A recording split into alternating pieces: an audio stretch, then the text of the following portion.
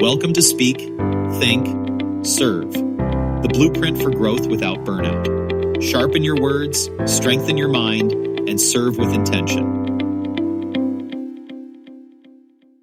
Picture this. You're standing on a rickety old bridge. Behind you is the life you've outgrown. In your hand, a single match. The only way forward is to strike it, light the bridge, and never look back. That's what we're talking about today, burning the backup plan.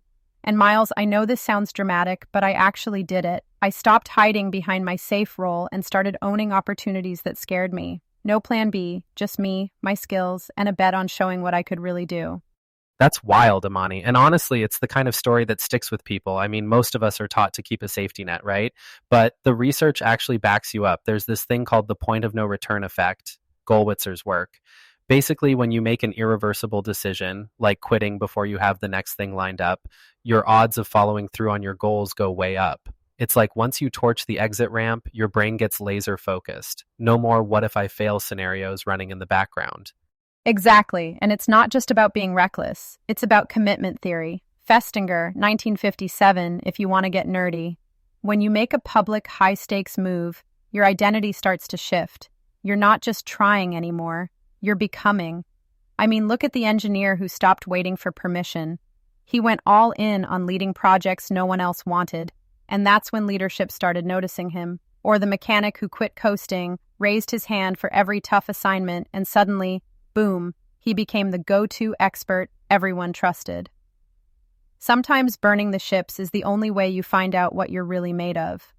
Yeah, and it's not just for the big, flashy pivots. I read about a server in a restaurant chain, never called off, always handled the toughest shifts. But she wanted more. Instead of hoping to get noticed, she asked the GM what she needed to do to grow.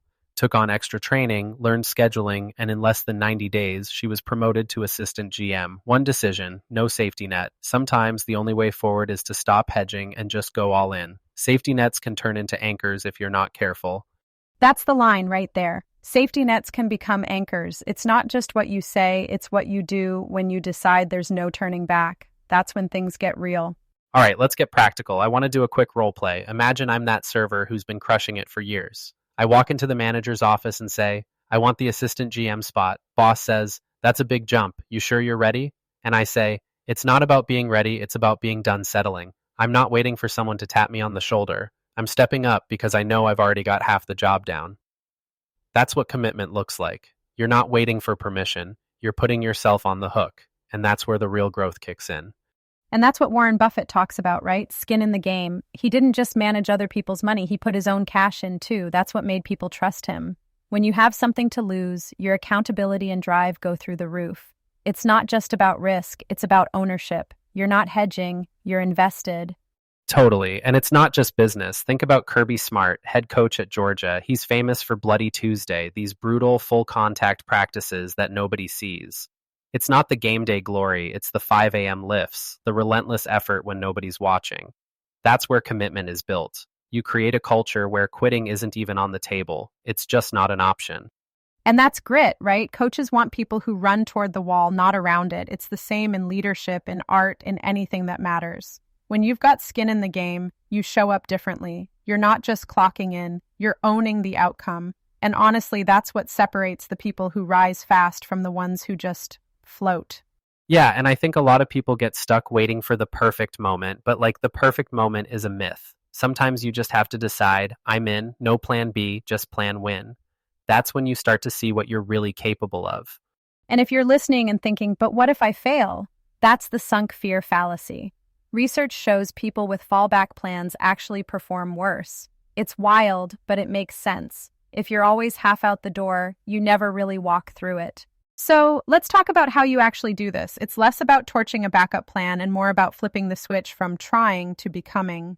Language matters. Don't say, I'm trying to be a manager. Say, I'm becoming the kind of person who leads projects. Don't say, I'm hoping for a promotion. Say, I'm becoming the person who delivers outcomes others can't ignore. Subtle shift, massive difference.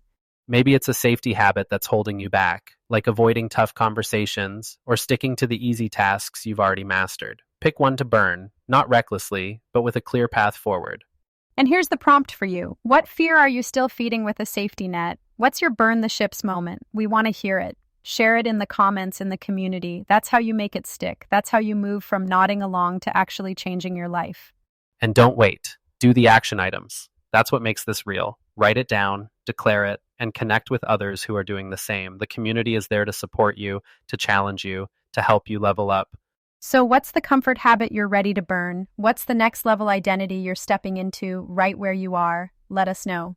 To everyone listening, don't just listen, do. Go burn something. I mean, metaphorically, of course. You've been listening to Speak, Think, Serve, the blueprint for growth without burnout.